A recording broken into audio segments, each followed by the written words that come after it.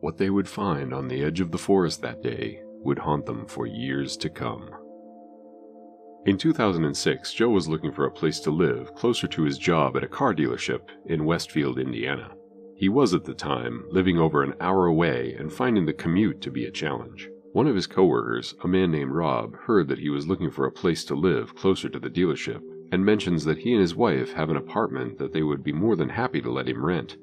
Joe readily accepts the invitation. Rob and his wife Vicky had recently purchased a beautiful farm that included a large house with an indoor pool, 18 acres of land, and a big garage with an apartment upstairs. So within the next couple of days, Rob helps Joe move into his new apartment. They spend the whole day moving boxes and furniture and getting Joe all set up. It's a great little apartment, perfect for Joe and his dog Fred. The property has this really long driveway, and so in the evenings, Joe enjoys taking Fred on walks up to the end of the driveway and back. Then one night not long after Joe moves in, he has a nightmare about being chased, and although not prone to sleepwalking, he ends up jumping up out of bed. He then runs across the room and slams into the doorway of his bedroom, knocking over a glass and cutting his hands in the process. As he comes to, he's confused, and his hands are now bleeding. He is deeply disturbed by the intensity of the nightmare he just had. It's something he has never experienced before. A few days later, Rob is outside and his wife Vicky comes home. As she's getting out of the car and saying hello to her husband, out of the corner of her eye, she sees a man, dressed in a red t-shirt, standing at the edge of the tree line. When she turns to get a better look at him, he walks into the trees and out of sight. She turns to her husband and says, "Rob, I just saw a guy over there near the property line looking up at the house." He replies, "Well, I can't say that I'm terribly surprised, honestly. I mean, given the history of the property. We have to kind of expect that sort of thing. People just want to get a look at the place." That night, as Joe is hanging out with his dog Fred and washing some dishes, he gets a knock at the door. He turns off the tap and begins drying his hands with a towel. At that moment, the knock comes again. Louder and more aggressive this time. Assuming it must be Rob and Vicky, he calls out, "Just a minute!" But as he's heading to answer the door, the knocking persists. Fred starts growling and his hackles are up. Joe gets to the door, reaches the handle, turns the knob and swings it open. No one is there. He looks around, puzzled. He steps out onto the front steps and listens, but all he hears is silence. No footsteps. No answer to his call, "Is anyone there?" Someone must be playing around, so he goes back inside and locks the door. Then, a bit later that evening, he's sitting on the couch watching TV when he catches a glimpse of something moving out of the corner of his eye. He thinks he sees a man walking past the doorway of his bedroom. His heart skips a beat. Fred starts growling, his eyes fixed on the door of the bedroom. Startled, Joe slowly starts walking over to his bedroom. He looks around and doesn't see anyone there. He spends several minutes searching all over his room, the closet, under his bed, and then the rest of the apartment. Nothing. Fred eventually calms down, and Joe has to try and make sense of it, but it really unnerved him. Joe feels like he needs to clear his head, so he decides to take Fred on their evening walk up the driveway, and he's thinking to himself, maybe I can walk up to the main house and just see if the lights are on. Because if they are, that means it was probably just Rob and Vicky knocking, and I'm getting myself worked up for nothing. I can ask them about it and figure out what they wanted in the morning. So as Joe and Fred are making their way up to the main house, he can see there are no lights on. It's completely dark. And before he even reaches the house, Fred suddenly stops dead in his tracks. He's staring intently at the forest and begins to growl. Then he begins barking frantically and takes off in the direction of the forest. Startled, Joe looks up in the direction that his dog is running and sees, just at the tree line, the figure of a man wearing a red t-shirt.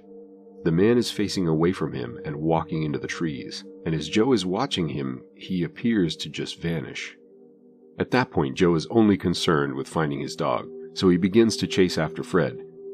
As he ventures deeper into the forest, he sees the man in the red t-shirt again.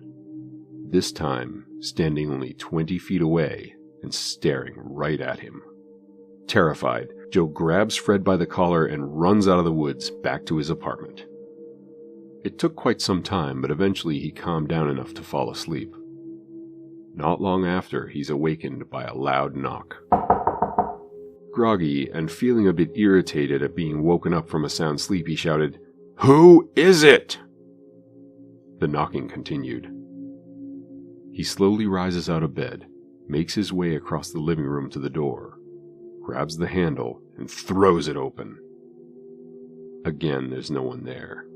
No one on the landing, no one on the stairs leading to the ground floor, no one running out of sight into the trees behind the garage. Nothing but the empty silence of a calm, windless night.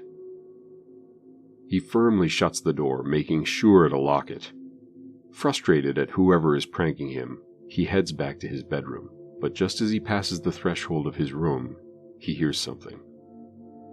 It's the doorknob, starting to turn. He watches as the knob of the locked door starts slowly twisting, and he hears the springs of the mechanism start to tighten. His eyes widen as all at once the door is thrust open, and a cold wind bursts through, blowing leaves and other debris into the apartment.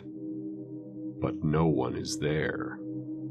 He quickly moves back towards the door to shut it, but before he reaches it, he suddenly sensed movement behind him and spun around to find a man, dripping wet, standing in front of him with an expression of sheer terror on his pale face, his mouth open as if screaming but making no sound. The man rushes towards Joe, takes 3 steps, and then disappears into thin air. Shaken and terrified, Joe grabs his dog and runs to the main house and begins to tell Rob and Vicky what has been going on. As he's trying to explain the bizarre events that he has been experiencing, Vicky is becoming visibly agitated. She then tells him that she too has seen a man in a red shirt in that exact spot near the woods of the property.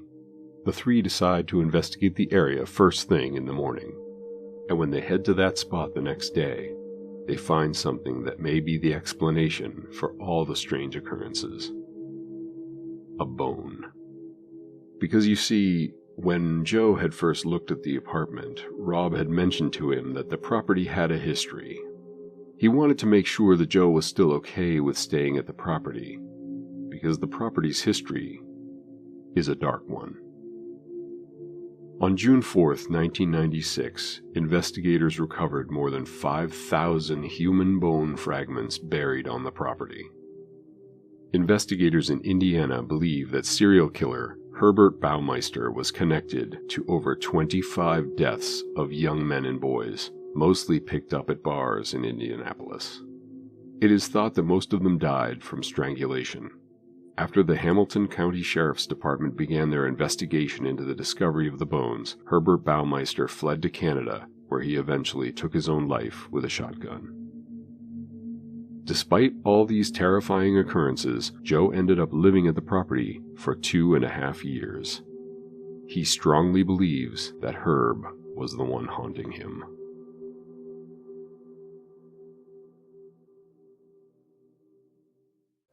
What was that? Did you hear that? It was the sound of you clicking the like button, and the shadows, now multiplying, swirl and dance in the corners of my room. So if you'd like to add to their darkness, go ahead, press subscribe. Perhaps it will bring an end to us all.